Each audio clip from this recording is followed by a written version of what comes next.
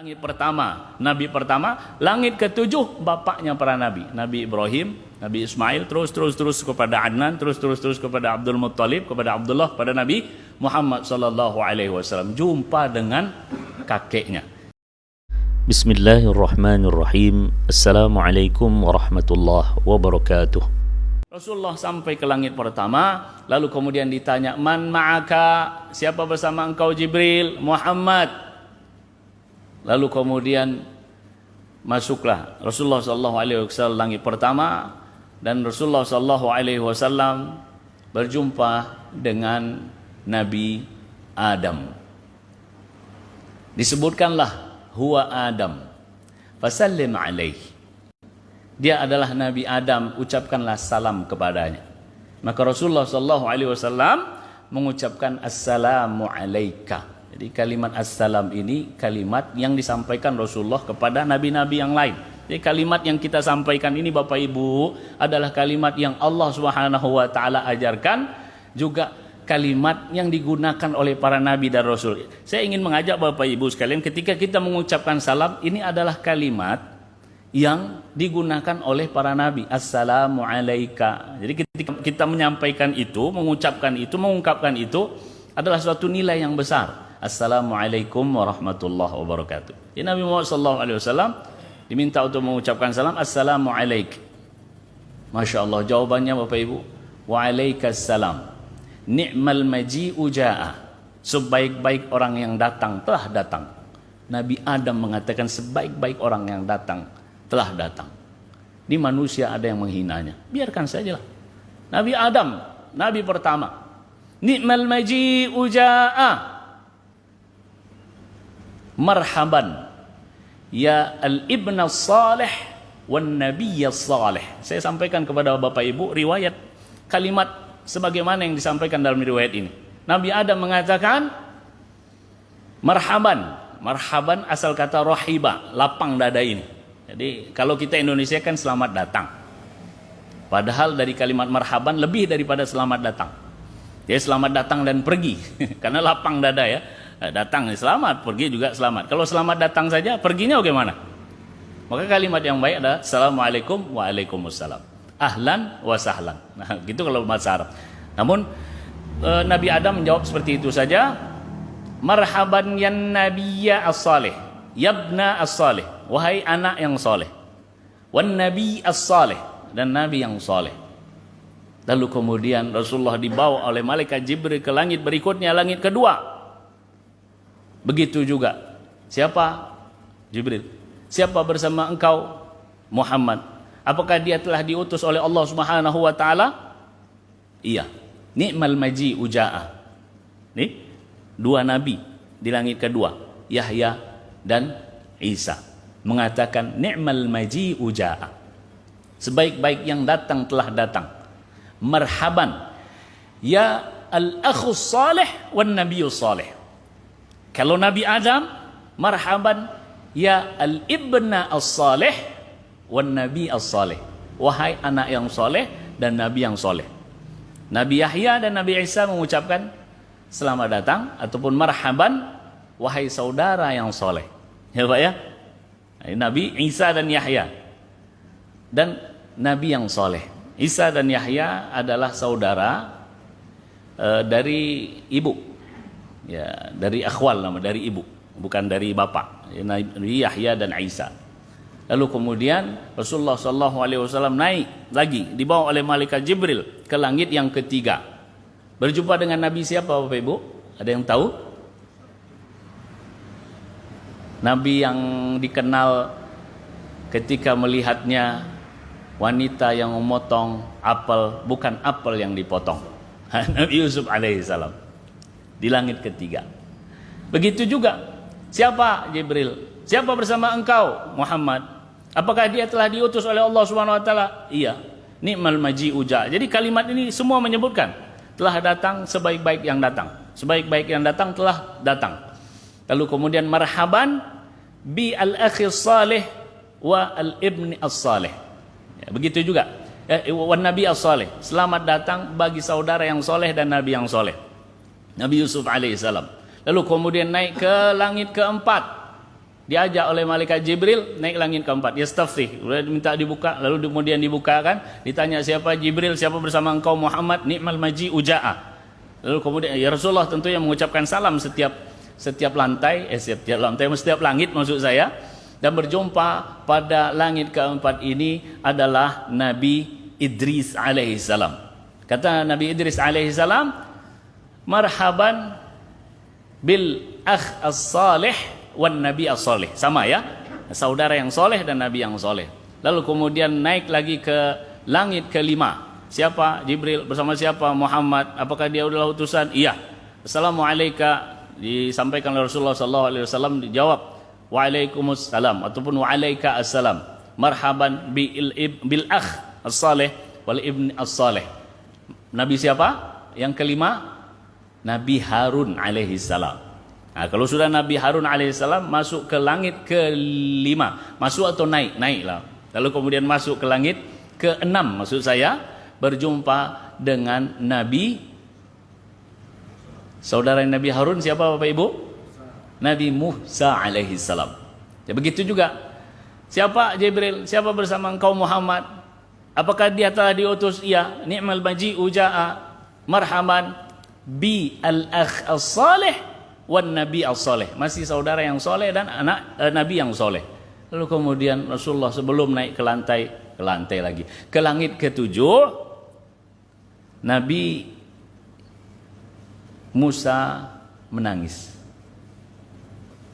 Ditanya oleh Rasulullah, kila, ya, dikatakan bahwasanya Rasulullah bertanya, mayubkika, apa yang membuat engkau menangis? Maka Nabi Musa menjawab, sesungguhnya umatku lebih sedikit yang masuk surga daripada umatmu. Itu yang membuat Nabi Musa menangis.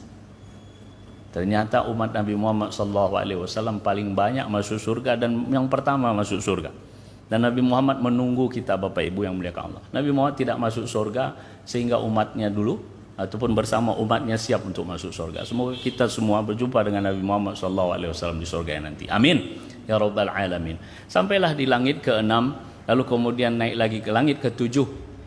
Di langit ke-7 juga begitu. Ditanya siapa Jibril, bersama siapa Muhammad, apakah dia telah diutus? Iya. Ni'mal maji uja'a. Lalu kemudian Rasulullah mengucapkan assalamualaikum, dijawab oleh Nabi, bapak para nabi, Nabi Ibrahim alaihissalam.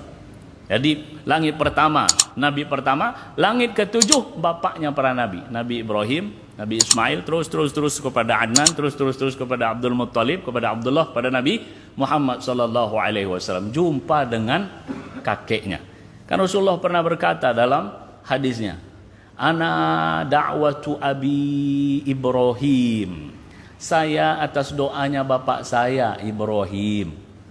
Kan begitu ya, kita sudah sampaikan, Rabbana wa ba'ath fihim rasulam minhum. Itu doa Nabi Ibrahim alaihissalam. Rabbana, wahai Tuhan kami, wa ba'ath fihim, utuslah di kalangan mereka rasulan, seorang rasul, minhum, dari mereka, di kalangan mereka, dari mereka. Nah, itu fihim itu tempat. Rasulullah SAW lahir dekat dengan Ka'bah dan tidak ada nabi yang lahir dekat dengan Ka'bah kecuali Nabi Muhammad SAW. Bayangkan Bapak Ibu berjumpa dengan Nabi Ibrahim alaihissalam.